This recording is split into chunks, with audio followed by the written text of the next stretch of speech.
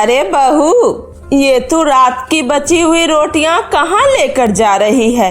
माँ जी, वो तालाब के किनारे कुछ बकरियां बैठी रहती है, इसलिए मैं ये रोटियां ले जाकर उन्हें खिला देती हूँ ताकि उन लोगों का भी थोड़ा पेट भर सके।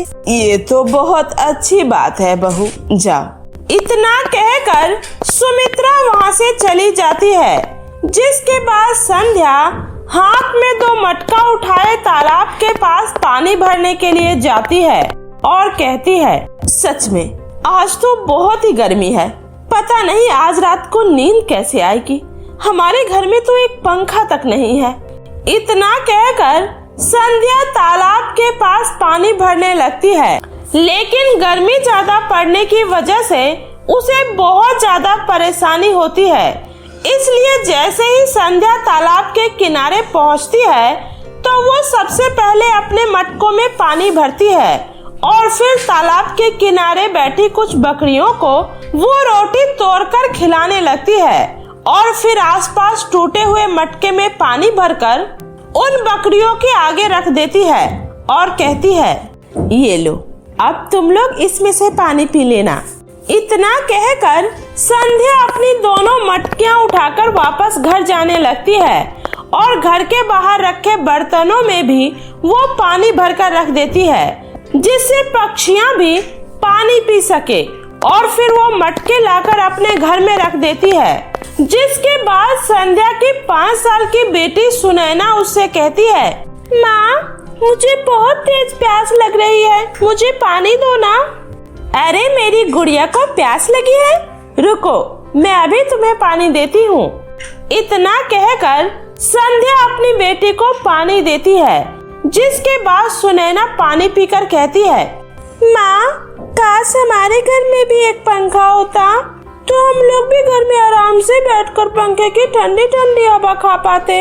बेटा, तुम्हें तो पता है ना हम लोग कितनी मुश्किल से अपना गुजारा कर रहे हैं, तो ऐसे में हम लोग अपने घर में पंखा कैसे लगा सकते हैं? इसलिए बेटा, हम लोगों को गर्मी में ऐसे ही गुजारा करना पड़ेगा। मुझे पता है माँ, लेकिन मैं क्या करूँ? मुझे पूरी रात इतनी ज्यादा गर्मी लगती है कि मुझे नींद ही नहीं आती है। अपनी बेटी की ऐसी बातें सुनकर संध्या और उसकी सास और उसका बेटा सुरेश बहुत ज्यादा दुखी हो जाता है। जिसके बाद संध्या कहती है, सुनैना बेटा, तुम चिंता मत करो, देखना एक दिन तुम्हारी माँ तुम्हारे लिए पंखा क्या कूलर लेकर आएगी, फिर तुम आराम से पूरी रात कूलर के आगे चैन से सोना।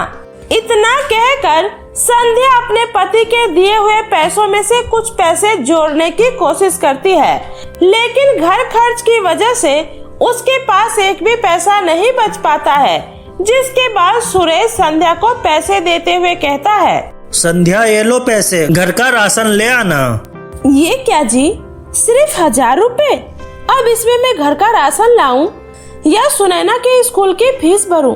भला इतने कम पैसों में हम घर का खर्च कैसे चला पाएंगे? संध्या, तुम्हें तो सब पता है ना कि मैं कैसे मजदूरी करके पैसे इकट्ठा करता हूँ, और अगर ये भी नहीं मिलेंगे तो फिर हम लोगों का क्या होगा? अपने पिता की ये बात सुनकर सुनैना कहती है, पिताजी, अगर इस बार मैंने स्कूल की फीस नहीं भरी तो मैं स्कूल नहीं जा पाऊंगी, क्योंकि टीचर फीस न भरने वाले बच्चों को धूप में खड़ा कर देती है और मैं इतनी तेज धूप में खड़ा नहीं होना चाहती हूँ। अपनी बेटी की ये बात सुनकर संध्या और सुरेश बहुत ज्यादा दुखी हो जाते हैं, लेकिन वो कर भी क्या सकते थे।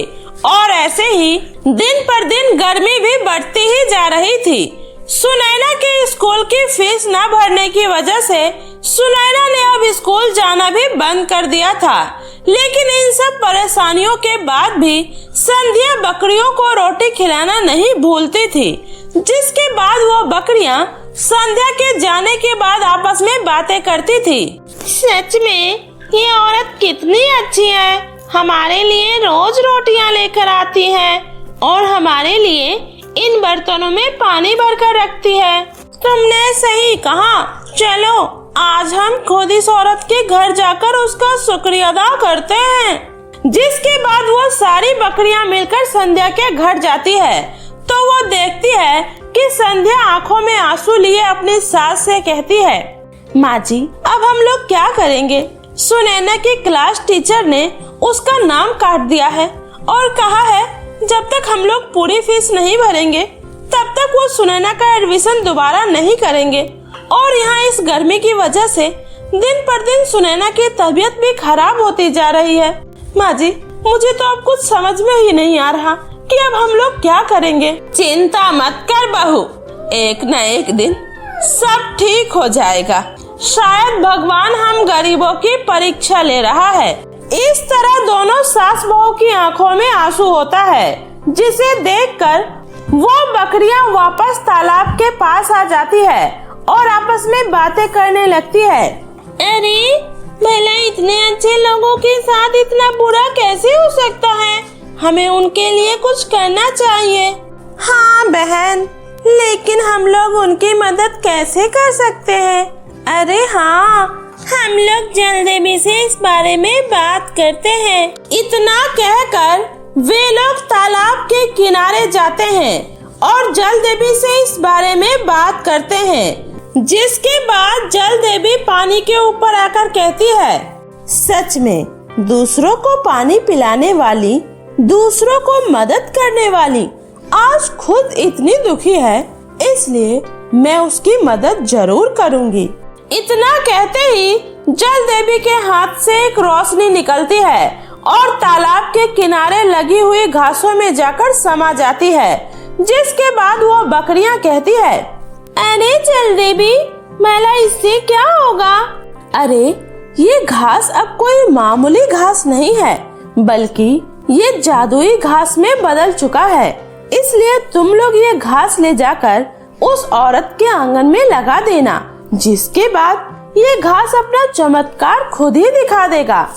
इस तरह जलदेवी के कहने पर वो सारी बकरियां मिलकर रात के अंधेरे में वो घास ले जाकर संध्या के आंगन में लगा देती है, जिसके बाद सुबह होते ही पूरा आंगन हरी भरी घासों से भरा होता है, जिसे देखकर संध्या हैरान हो जाती है और कहती है, हे भगवान ये कैसा चमत्कार है? कहीं मैं कोई सपना तो नहीं देख रही हूँ? कल तक तो मेरे आंगन में घास का एक टुकड़ा तक नहीं था, फिर आज अचानक मेरे आंगन में ये हरी भरी घास कहाँ से आ गई? इतना कहकर संध्या जैसे ही उन घासों को हाथ लगाती है, वो घास बिल्कुल बर्फ की तरह ठंडी लग रही होती है। तभी सुमित्रा कहती है, अरे बहू ये क्या ये हमारा ही आंगन है? अरे मुझे तो अपनी आंखों पर विश्वास ही नहीं हो रहा। हाँ माँ जी, मुझे भी ऐसा ही लगा था, लेकिन ये हमारा ही आंगन है। इस तरह उस हरी भरी घासों को देखकर पूरा परिवार बहुत ही ज्यादा खुश हो जाता है, जिसके बाद संध्या कहती है, माँ जी क्यों ना हम लोग इन घास को ले जाकर अपने घर में लगा दे? इससे हमारा घर बहुत ज्यादा ठंडा हो जाएगा और हमें बिल्कुल भी गर्मी नहीं लगेगी। ये तो बहुत अच्छा आइडिया है बहू, चल इस काम में मैं भी तेरी मदद करती हूँ।